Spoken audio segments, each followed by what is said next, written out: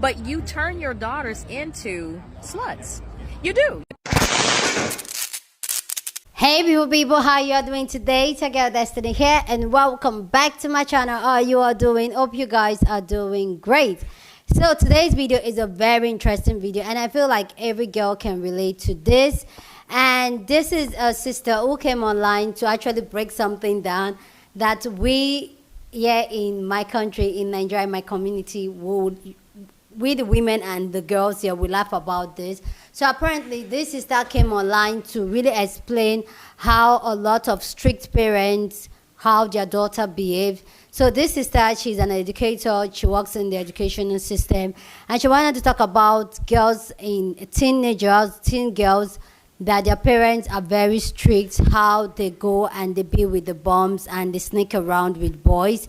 And their strict parents makes it abnormal for them, not letting them or teaching them that it's okay for you to be sexually attracted to the opposite sex at that age. And this makes the girls, and this turn the daughters to hoes. But girls that the parents kind of let them to date, they go around and they date the very good guys in school. And she wanted to talk about how this affects younger girls on the long run, and like what she just said is very interesting. Let me know everyone. Let's go hear her talk and then we'll come back and talk. So I want to talk to parents, in particular parents of black daughters who are teenagers, who do not allow your daughters to date or even acknowledge that they are interested in the opposite sex when they're 16, 17, 18, 14, 10, when they start to notice, which biologically, which like it's just nature, that they're going to start noticing the opposite sex, because that's what we do as humans, as animals. So I want to share with you guys what I'm observing right now. So I am a cheer sponsor and I'm also an elementary school teacher, but I'm a cheerleading coach for a high school, a very popular high school. And we are waiting for our football game to start. There's another team that's playing on the field before us. So I know a lot of these kids. There's probably about 3,000 teenagers that are out here. And just through my works of working with young ladies and girls, some of these little girls I've had, or some of these teenagers I had as little girls, as cheerleaders and in other programs, and the ones whose parents are working the hardest to raise them to be nice, upstanding, honorable young ladies, let me tell you what I'm seeing. So the pattern that I'm seeing is the girls with the very strict parents, the ones who don't want their daughters to keep their nose in the books and don't be looking at them boys. And we know that we do that as black parents and black people because we know the legacy of low achievement that there is for men in our community. And so we know, and we have been dragged as black women dating black men. Black men know they have dragged. So these black fathers, they know how dirty and low down that they have been to girls. That they say, oh, I would never let my daughter date. But not thinking of the fact that you need to help your daughter find someone to date, and you need to mentor other young men so that your daughter will have someone to grow up to date. So what we see in turn is, I had to pause because one of those young ladies just walked up. The girls out here, and I've seen, and I counted them, I saw 17 girls that are real strict parents. Some of them are cheerleaders, not on my squad, but they're just here at this event. And I'm sorry, because there are people walking up, and I don't want them to hear what I'm saying. But the nicest girls, the ones whose parents are keeping them sheltered, I should say the most sheltered girls, that's what I'll say. They are around corners, petting on, rubbing on boys, boys reaching off into their clothes and their skirts. And the girls whose parents allow them to have a boyfriend, guess what? They're dating nice boys. The nice boys. The quarterback of the football team whose dad is a doctor and the mom is a minister. The president of the debate team who already has a scholarship to Harvard already in the first semester of his senior year. Those are the boys that the girls whose parents allowed them to date. Because let me tell you what, when you don't allow your daughter to date, she has to sneak around behind your back. Because I guarantee she got a boyfriend. My parents were the strictest. Oh my God, they were strict. My mother didn't work, and like I couldn't even go out the house. Like girls can go out and they have a curfew. I didn't have that. All I did was stay at home. And if I went to a football game to be a cheerleader, my mom and dad were sitting right there watching me to make sure, I guess, that no black male wolf would get me and attack me. Now, of course, they waited until I got 18 and then sent me off with a 26-year-old predator to date, but we won't even go there because I've talked about it before. So the girls whose parents allow them to admit that they are human and that they are attracted to the opposite sex, which they're going to expect them to by the time they get 21, they're going to expect them to know everything about being a woman and to go and find a nice young man. The nice young men are already dating young ladies whose parents are allowing them to date. So I'm seeing the president of the debate team sitting there with a little girlfriend that's one of the little cheerleaders, holding her hand and talking to her, and we're like, hey, you guys get away from each other, kind of playing with them. I'm looking at the little quarterback of the football team. He's over there talking to a little girl that's on the dance team. And the girls that are sheltered, like I said, they are around corners with the police and everybody running them off, just looking like complete, I won't say the word because we know how TikTok censor black women, but you turn your daughters into sluts. You do. You turn them into that because they have to sneak behind your back in order to be human. If you look at any type of medical journal, any type of studies, they're supposed to be attracted to the opposite sex. And by you saying, keep your hands in the books, and what, you're going to beat them and make them not... If that's the case, you could beat your daughter and she wouldn't have her cycle. If you don't want your daughter to have a period, you can beat her. That is the same premise of beating your daughter because she likes a boy or is interested in a boy. And it's not that you care about her being interested in a boy. You just know what the little black boy is probably going to do to her. But the nice, honorable little black boys, they come to your house and knock on your door and say, sir, can I date your daughter? The ones that's walking around with their pants hanging off, the ones that ain't playing football, that's not a part, that's not in a band, that's not doing anything, let me tell you what they're doing. They're around there with your sheltered daughters reaching off into their clothes. One of my cheerleaders has just walked up, and so I have to step away. But I'll be back. Okay, so this is really sweet. So while I'm talking to you, and I wish I had kept this recording because one of my little girls that's a part of the Spirit Squad came over and said, my boyfriend's mom is at the gate, and can I go over and say hi to her? Of course she can. But the little shelter girls, the one whose dad is a minister of the mega church around here, his daughter's over there, was over there, doing everything. Might as well have been on the street corner. You turn your daughters into hoes when you try to keep them from their natural tendencies as a human to be attracted to the opposite sex. So that's all I have to say, and I wish that we would stop doing that and shaming little black girls for being human. Please go down in the comment section and share your thoughts. Love to know what you think about this conversation down in the comment section. I find this conversation very interesting because I so can relate to this. Anyway, go ahead and share your thoughts. Let's get your other people's thoughts, and then I'll come back and share my own thoughts. But I'd love to know what you think about this. Black daughters who are teenagers who do not allow your daughters to date. All right, guys. So in that whole series where I'm talking about how we raise our daughters, control our black daughters, and spoil our sons, about how we don't let our black daughters even admit that they are even attracted to a boy, that we want to make sure they don't get pregnant while they're teenagers, but as soon as they get 18, we just throw them out there into the world. Well, here's an update on that series. Okay. You can hit this and stitch and it'll take you to the series. So I'm waiting until after Thanksgiving to talk to a parent of a kid that was under my supervision recently, who got caught up in a very similar situation like this. So she's a teenage girl and she has a boyfriend. The boyfriend is one of the most popular boys in school. And to be quite honest, I don't believe that she's his only girlfriend. I believe that he's fooling around with her in the dark because her parents don't allow her to even admit that she likes a boy. So she's under my supervision, and because I have been in her shoes, I was directed to handle this situation sooner, but I asked for permission to handle it after Thanksgiving because I didn't want to ruin the little girl's holiday. So what happened is that while she was under my supervision, she snuck off. And let me tell you how she snuck off. She pretended that she had an ailment, and when she went to go get treated for that ailment, she snuck off and was with a boy. And let me tell you what she was doing with the boy. Sitting down, holding his hand. But because of the culture that we're in which, brown and black girls in our community, like, the boy is not in any trouble, but she's supposed to be in just all this major trouble. There are all these policies that are in place that I have to let her parents know and all this. And again, we're at a public event, and she pretended she was sick and then snuck off and was sitting with this boy holding his hand. Now, shouldn't have been sitting with him holding his hand, shouldn't have lied, shouldn't have snuck off. But I know that the consequences for her having been that girl, those consequences are going to be very severe.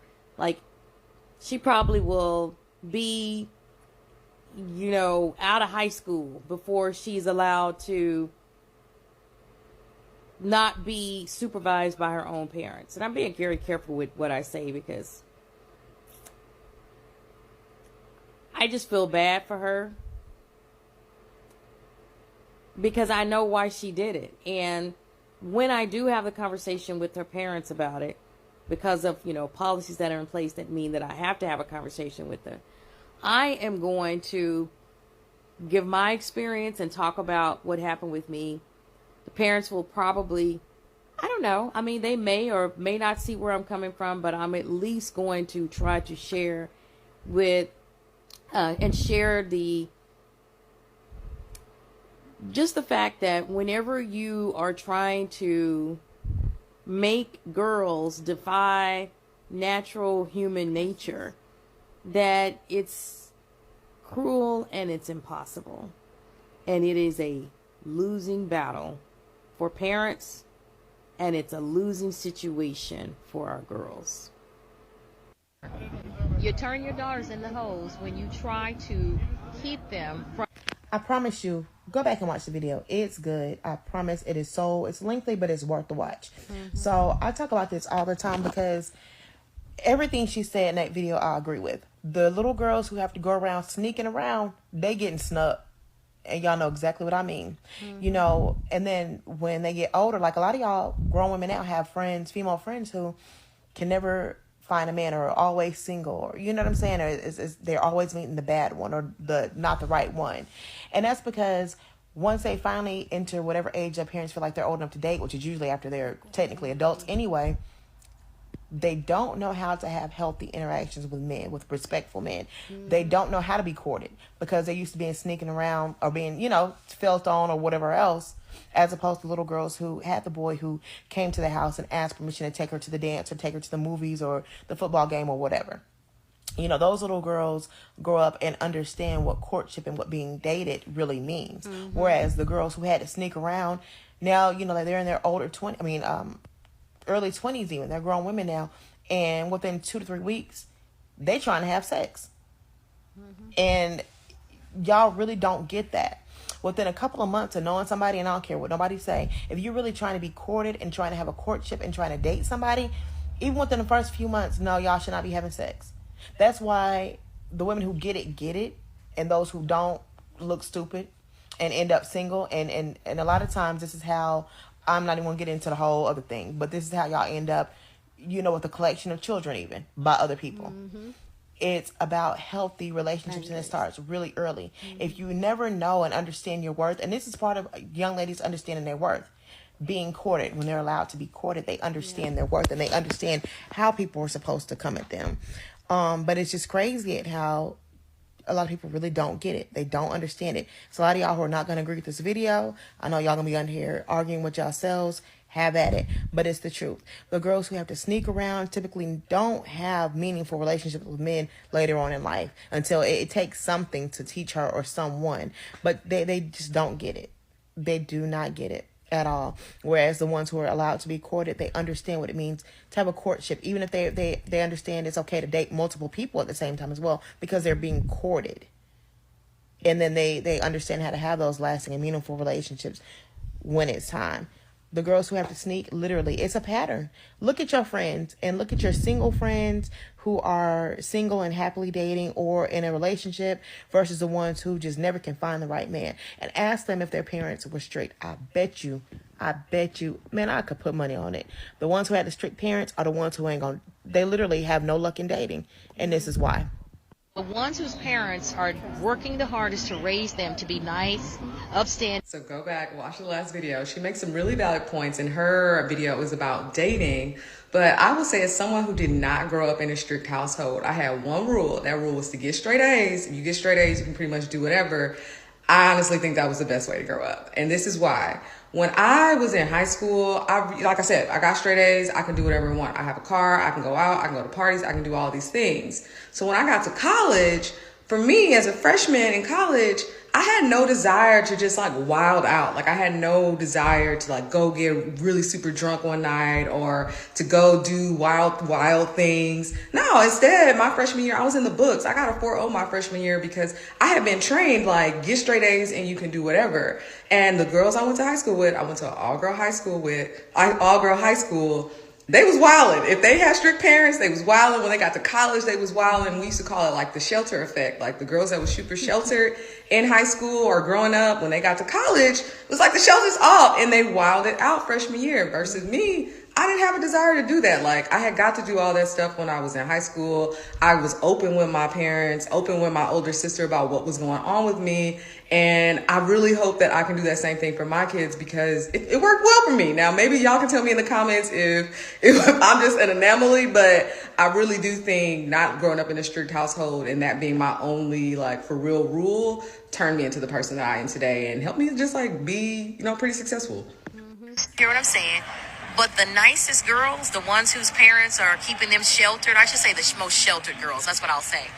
Go back and watch that full video because this lady really does such a great job of breaking this down. And while I wouldn't necessarily use some of her language choices, she a little old school. She got a little old school, take on it. But her facts remain. And I wanted to just like piggyback off of what she was saying and talk about the other opposite extreme that can happen when you have strict ass parents. And that is what happened to me, which is becoming a hedonist. And it's something that I still struggle with to this day. Because my parents were so goddamn strict, and I'm not talking like, a little strict. I'm talking like my parents were immigrants strict. There was no such thing as curfews and stuff. I had to just be home. That was it. Be home all the time. The word that I heard the most in my childhood was no. And because of that, when I became an adult and I got out of my parents' house, I went to college, when I was on my own,